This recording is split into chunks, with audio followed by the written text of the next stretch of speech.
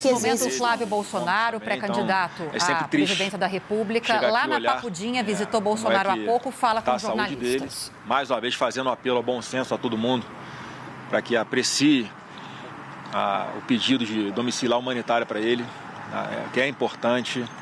Ele fica sozinho numa cela, mais uma vez, os efeitos colaterais do remédio que ele toma causam tontura, podem causar outros efeitos colaterais, que é perigoso sim, ele está sozinho numa cela. Por mais que tenha alguns cuidados tenham sido tomados ali com relação à quina de alguns móveis e tal, mas não tem nenhuma necessidade de ele continuar aqui na situação de saúde que ele se encontra. Então, estava mais disposto hoje, mas continua sempre essa preocupação e faço aqui mais uma vez o apelo a quem de direito para poder cumprir a lei em relação ao presidente Bolsonaro. E como foi a conversa hoje? E a conversa hoje eu tive a honra de estar junto aqui com o Derrite. Então falamos um pouquinho ali de política, obviamente, falamos de São Paulo. Mais uma vez ele mandou um abraço aí ao governador Tarcísio. Está muito confiante que ele acompanha as pesquisas que saem aqui. Saiu ontem, se não me engano, a pesquisa de São Paulo. E ficou sabendo aqui, ficou feliz com o resultado da pesquisa, tanto para o Tarcísio quanto para nós, com relação à pré-candidatura à presidência da República, também com a pontuação do Derrite.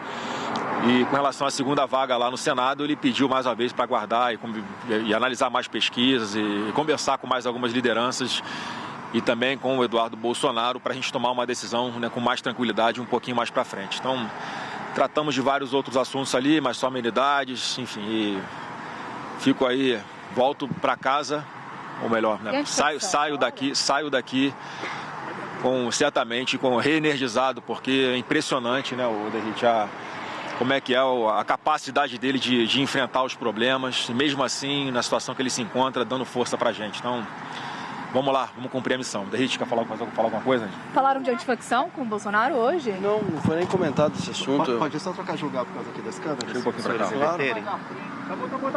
Não, esse assunto não foi discutido.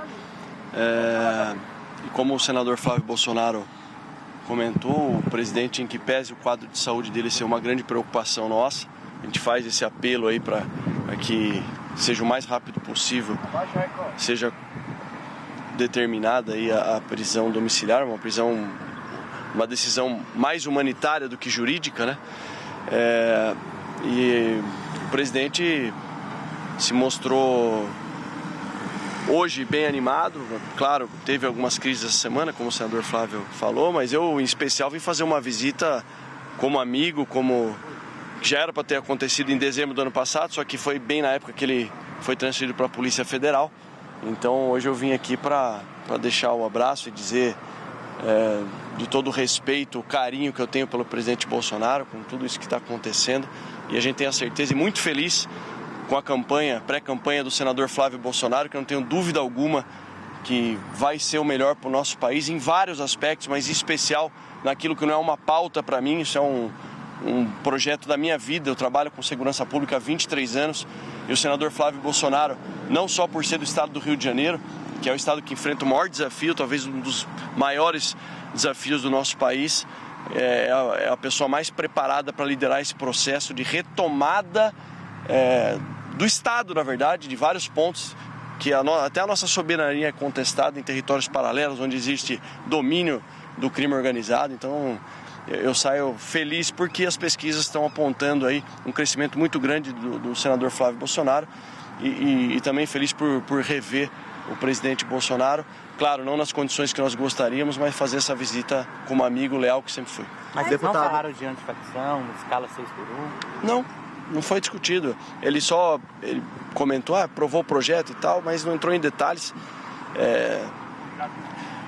Enfim, porque a conversa foi mais em torno do futuro do nosso país, do cenário político, enfim. Mas ele deu orientação à bancada? Não, esses assuntos foram tratados com o senador Flávio, que é quem está liderando esse processo, esses acordos políticos dos estados. No que tange a minha parte, eu fico feliz em ter o apoio do presidente Bolsonaro, do senador Flávio Bolsonaro, consolidado para uma das vagas do Senado, mas deixei muito claro para o presidente Bolsonaro e para o senador Flávio que eu Eu sou soldado desse grande time que está sendo formado. Eu serei candidato ao que o senador Flávio Bolsonaro me designar, claro, isso em decisão conjunta com o presidente Bolsonaro também. Eu não tenho essa vaidade de querer vaga para isso ou para aquilo. O que for melhor para o grupo, e a eleição principal não é a minha eleição, a minha reeleição ou possível eleição para o Senado, é a eleição do senador Flávio Bolsonaro, presidente do Brasil. Eu fico feliz em ter o apoio, uma dessas vagas das duas de São Paulo estarem aí apontadas e caminhando para consolidar em meu nome, e a segunda vaga, quem o presidente Bolsonaro e o senador Flávio Bolsonaro indicarem, será o nosso candidato, será a nossa dobrada. Deputado, a gente está... Do Rio de Janeiro? Não, vamos lá, pessoal, não tem isso. Só o Derrite aqui é um... Ele fica medindo as palavras, mas é uma coisa que está batido o martelo, inclusive com o governador Tarcísio, que é a opção dele ser o pré-candidato ao Senado em uma das vagas, reeleição do governador Tarcísio, e a outra vaga a gente vai conversar, obviamente, também com o presidente Bolsonaro, com o Eduardo e também com o governador Tarcísio. Então, com relação ao Rio de Janeiro, ele também teve ali a notícia, nós tomamos a decisão de ontem, um palanque completo, e eu quero aproveitar a oportunidade para falar do ocorrido ontem, porque eu tive várias reuniões ontem, liguei para muita gente, falei com muita gente pelo telefone para tratar de diversos estados dos palanques nossos a governo e senador pelo país. Então as pessoas iam conversando comigo, me indicavam alguma coisa e eu anotava no papel. Um papel como esse, né, que estava fechado ali em cima da mesa, onde depois eu fui dar uma coletiva para falar do Rio de Janeiro. E enquanto eu dei entrevista falando do Rio de Janeiro, o papel ficou em cima da mesa e eu saía da sala algumas vezes para conversar reservadamente na sala ao lado e voltava para a sala onde estava ali a imprensa junto comigo na mesa grande lá no PL. Saía da sala e voltava.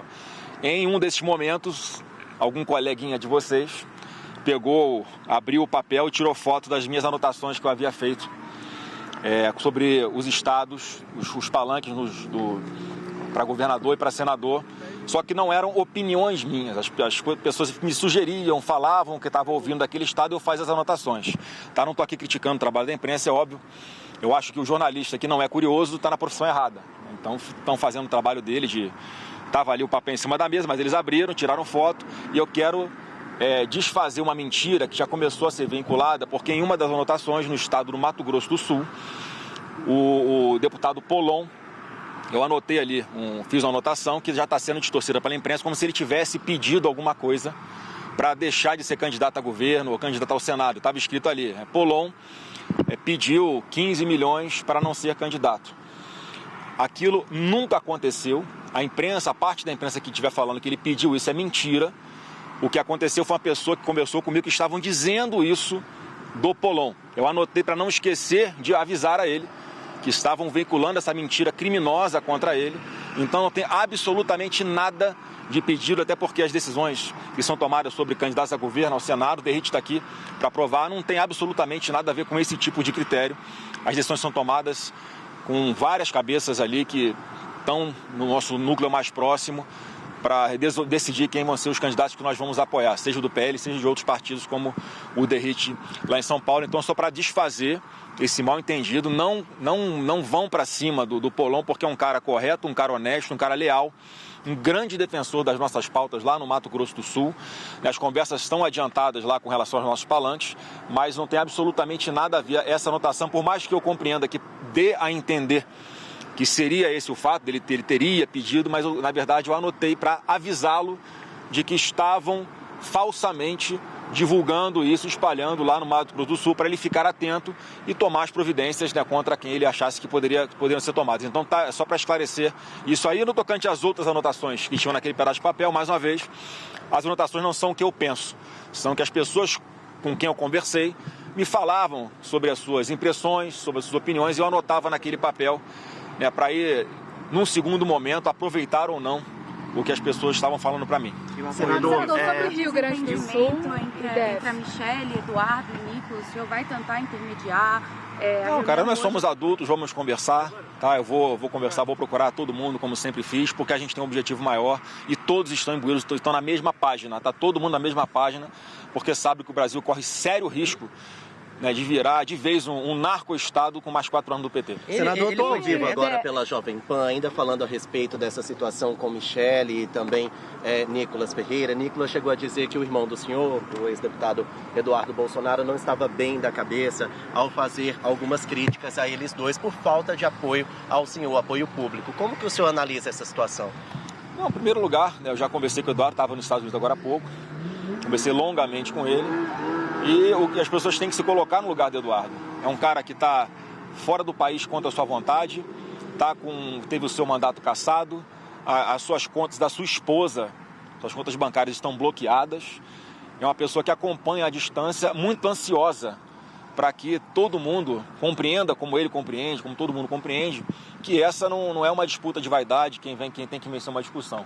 Todo mundo compreenda o mais rápido possível que a gente tem uma missão, que é resgatar o Brasil. Então é nesse aspecto que funciona a cabeça do Eduardo Lar, mas eu conversei bastante com ele, ele se comprometeu ali, enfim, a colaborar da forma que ele puder.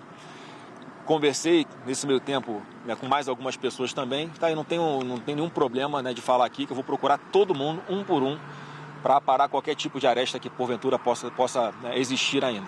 E sobre IDF e Rio Grande do Sul, como ficou a chapa nesses dois lugares? No Rio Grande do Sul, a gente, lá o Zuco, que está capitaneando, né, está comandando esse processo de negociação, me parece que lá ele chegou numa composição com o PP e, a princípio, lá ele é o nosso pré-candidato a governador e na outra vaga do PL o nosso pré-candidato é o Sanderson. Então ele está compondo lá que talvez o PP integre a chapa dele como vice, mas aí tem que ouvir melhor o Zuco, porque também não é uma decisão que eu sempre vou anunciar depois já tiver conversado com todo mundo e já estiver bem decidido. E a mesma coisa aqui no DF, que você perguntou, a Santa Catarina. O Santa Catarina é um lugar que ele já tem a decisão tomada, que o governador Jorginho é o candidato à reeleição, e os nossos 2 pré-candidatos ao Senado são a Carolina Detoni e o Carlos Bolsonaro. Inclusive conversei com a mim ontem, aqui no Senado Federal, que, enfim, é uma pessoa que sempre foi muito próxima de nós, vota conosco, pensa como a gente também, mas na política é assim que funciona. Lá o palanque está definido, porque são pessoas qualificadas.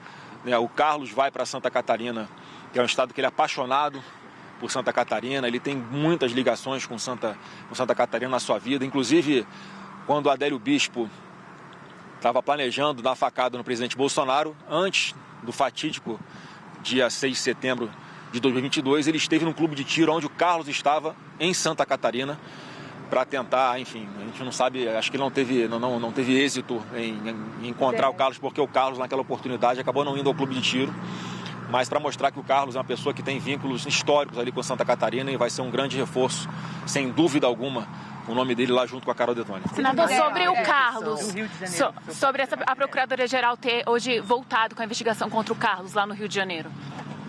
Sinceramente, o advogado dele, eu conversei com ele, falou que não sabe por que está acontecendo, já estava arquivado, não tem nenhum fato novo.